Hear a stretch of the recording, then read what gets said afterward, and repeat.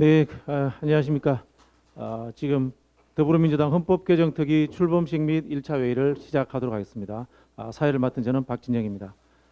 바쁜 일정에도 참석해 주신 참석자 여러분께 진심으로 감사의 말씀을 드립니다.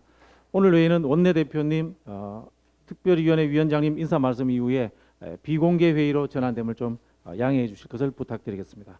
자, 그럼 지금 헌법개정특별위원회 출범식 및 1차 회의를 시작하겠습니다. 박수 한번 주시죠. 예, 시간 관계상 국민의회는 생략하도록 하겠습니다. 먼저 참석하신 분들 소개해드리도록 하겠습니다. 박홍근 원내대표님 오셨습니다. 헌법개정특별위원회 윤호중 위원장님 오셨습니다. 네, 반갑습니다. 김민석 부위원장님은 지금 오고 계신 걸로 되고 있습니다. 민홍철 부위원장님 오셨습니다. 강선우 의원님 오셨습니다. 권인숙 의원님 오셨습니다. 김성애 위원은 조금 늦네요. 예. 김승원 의원님 오셨습니다. 김영배 의원님 오셨습니다. 박수현 대변인도 지금 늦고 있습니다. 박영미 위원장님 오셨습니다. 소병철 의원님 오셨습니다.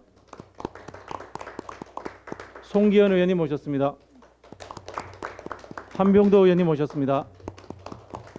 이수진 의원님도 위원이신데요. 조금 늦는 것 같습니다. 다음으로 인사 말씀 진행하겠습니다. 먼저 원내대표님의 인사 말씀이 있겠습니다. 네, 반갑습니다. 올해로 87년 헌법체제가 36년째를 맞습니다. 1987년 국민은 독재에 맞서 대통령 직선제를 이뤄냈습니다. 대통령 직선제만이 당시 국민이 동의한 유일한 민주화의 첩경이었고 시대의 정신이었습니다. 2023년 대한민국은 훨씬 복잡해졌고 국민의 정치의식 또한 성숙해졌습니다. 지금 국민의 삶을 제대로 담기에는 87년 옷은 맞지 않습니다. 2023년 시대 정신이 반영된 새로운 옷으로 갈아입을 때입니다. 시대는 변했고 국민은 변화를 요구하고 있습니다. 단순한 권력 생명권, 환경권, 정보기본권, 동물권 같은 기본권 확대까지 국민이 동의하는 권력구조와 선거 제도도 논의해야 합니다. 국민의 뜻과 의지를 나침반 삼아 국민의 삶을 바꾸는 국민개헌, 대한민국의 미래상을 담는 미래개헌이 되어야 할 것입니다. 개헌 논의의 중심은 대통령이 아니라 국민입니다. 제왕적 대통령이라 할지라도 국회와 정당의 개헌 논의를 틀어막을 수는 없습니다. 다행히 지난해 윤석열 대통령은 국회 의장단을 만나서 개헌에 대한 적극적 의지를 피력했다고 전해 들었습니다. 특히 개헌을 위해서라면 자신의 임기를 1년 단축할 수도 있다고 언급한 점을 가장 주목합니다. 대한민국 최고 지도자인 대통령의 말에 무게가 있는 만큼 결코 시건이 되지 않기를 바랍니다. 개헌은 국민을 대리한 국회가 주도권을 가지고 착수하는 것이 합당합니다. 그리고 개헌에도 골든타임이 있습니다. 이재명 대표는 신년 기자회견을 통해 국회 헌법개정특별위원회 설치를 촉구한 바 있습니다. 올해 3월을 목표로 민주당 개헌안도 제출할 예정입니다. 정치권이 정략적, 당파적 이해관계에서 벗어나 대한민국의 미래상을 위한 새 체제 논의에 나서자고 촉구합니다. 오늘 민주당 헌법개정특별위원회 출범을 시작으로 개헌에 대한 국민적 공감대가 광범위하게 형성될 것입니다. 특위의 출범을 진심으로 축하드리며 존경하는 윤호중 위원장님과 그리고 탁월한 전문성과 의지를 가지고 특위에 동참하신 모든 위원님들께 감사드립니다. 원내에서도 역할 다하면서 지원하겠습니다. 고맙습니다. 네, 감사합니다. 네, 반갑습니다. 이번에 우리 당의 헌법개정특별위원회의 위원장을 맡게 된 윤호중입니다.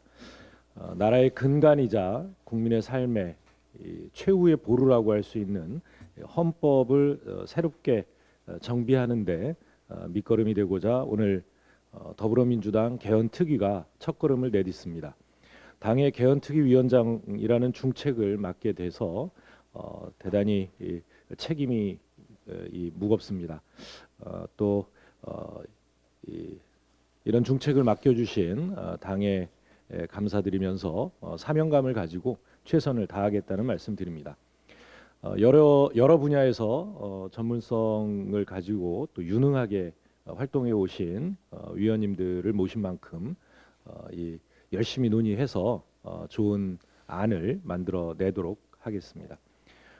헌법은 그 나라의 자화상이라고 할 수 있겠습니다. 국가가 추구하는 가치와 또 시대 정신이 집약돼 있는 모습이다라고 할 수 있겠습니다. 우리나라는 과거 독재 정권 또 경제 위기 등 수많은 역경을 겪으면서 경제, 문화, 외교, 군사 등 여러 분야에서 또 그리고 민주주의 측면에서도 이제 어엿한 선진국 반열에 올랐습니다. 그러나 우리 헌법은 36년 전에 만들어질 당시 대통령 직선제와 5년 단임 이라는 이 부분을 제외하고 많은 부분을 개정해내질 못했습니다. 그렇다 보니 권위주의 체제에서 민주주의로 가는 이행기적 성격의 헌법이라는 한계를 안고 있습니다. 우리 헌법은 87년 헌법은 충분히 국민의 기본권을 정하고 있지도 못하고 또 국민 주권이나 권력 구성의 원리에서 많은 결함을 가지고 있습니다. 특히 권위주의 시대의 제왕적 대통령제가 가졌던 그런 그 흔적이 아직도 다 씻겨지지 않고 있습니다. 그것이 결국 이 국정농단이라는 이 어두운 과거를 만들어내기도 했고 불행한 대통령을 낳기도 했습니다. 그런가 하면 우리 정당들은 이 끊임없는 이 무한 권력을 향한 권력 투쟁으로 국민들께 제대로 된 정치를 보여드리지 못하고 있는데 이것 역시 우리 헌법이 가지고 있는 한계에서 출발한 것이라고 할 수 있겠습니다. 이제 이런 문제들을 극복하고 이제 우리 이 나라가 선진국 반열에 오른 만큼 그 선진국에 맞게 또 그리고 지금의 시대의 요구를 반영한 새로운 헌법이 필요한 시점이 아닌가 싶습니다. 이미 많은 국민들께서는 권력구조 개편이나 선거제도 개혁의 필요성에 공감하고 계십니다. 또 아울러서 균형 발전이라든가 기후 위기 대응이라든가 이런 새로운 아젠다들에 대해서 헌법적 이 규정의 필요성을 제기해 온 지 오래되었습니다. 국민의 기본권 측면에서도 생명권과 환경권 등 시대 변화에 맞춰 변화가 반드시 있어야 할 것입니다. 이 같은 내용들이 우리 당의 개헌안에 제대로 반영될 수 있도록 저희는 앞으로 이 많은 이 고민과 토론을 진행할 계획입니다. 이런 논의 과정에서 또 국민 여러분의 의견도 충분히 경청할 계획이라는 말씀을 드립니다. 개헌은 이제 더 이상 늦출 수 없는 대한민국 국회의 최대 과제다, 또 시대적 사명이라고 말할 수 있습니다. 국회는 시대와 국민이 요구하는 그 법을 만들어야 하는 책무가 있듯이 이 새로운 시대 정신이 담긴 헌법을 만들 책무 또한 있습니다. 국회의장께서도 이 개헌 특위의 출범과 개헌 절차법 제정을 말씀하신 바 있고 또 이재명 대표 역시 올해 초 충분한 수기를 통한 개헌안 도출과 내년 총선에서의 이 국민투표 부의할 수 있도록 이 국회가 역할을 하자는 제안을 한 바 있습니다. 오늘 우리 위원회의 출범이 이렇게 국회와 또 우리 당 나아가 국가 차원의 헌법 개정 논의에 불씨가 되는 그런 계기가 되기를 바람하지 않습니다. 앞으로 무거운 책임감을 갖고 이 활동해 나가겠다는 말씀을 드립니다. 감사합니다. 네, 위원장님 감사합니다.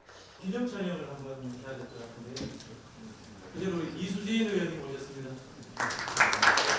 김성현 의원님 오셨습니다.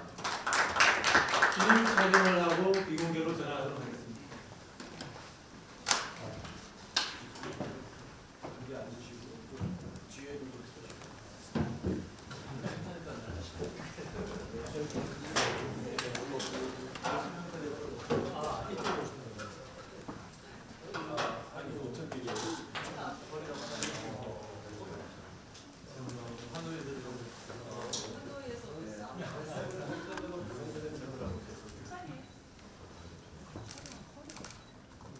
시작하겠습니다.